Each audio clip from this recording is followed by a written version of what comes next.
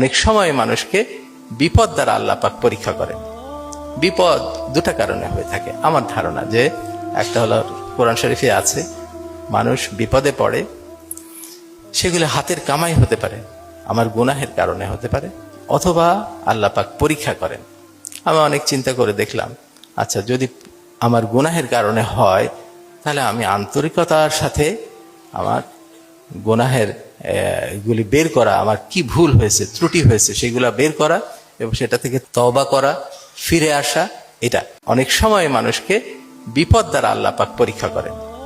বিপদ দুটা কারণে হয়ে থাকে আমার ধারণা, যে একটা হলো কোরআন শরীফে আছে, মানুষ বিপদে পড়ে, সেগুলো হাতের কামাই হতে পারে, আমার গুনাহের কারণে হতে পারে, অথবা আল্লাহ পাক পরীক্ষা করেন।